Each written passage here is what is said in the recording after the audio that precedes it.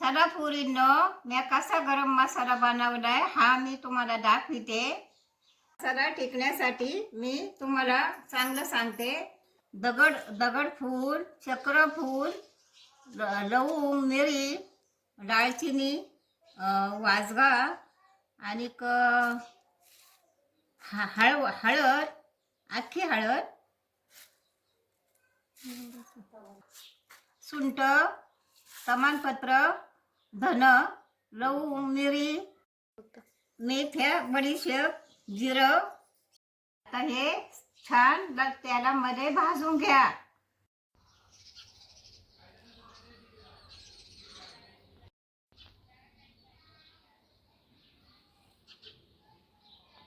बेडगी मिरची, आपली गावठी मिरची, हे आता मशीनमध्ये दळून आणायचं।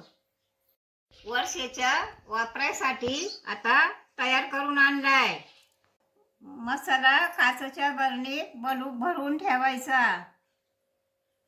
बरणीमध्ये भरल्यावर त्याच्यावरती एक हिंगाचा खडा ठेवायचा, म्हणजे काही होत नाही। वाजग्याच्या वासाने जाळी बिळी लागत नाही।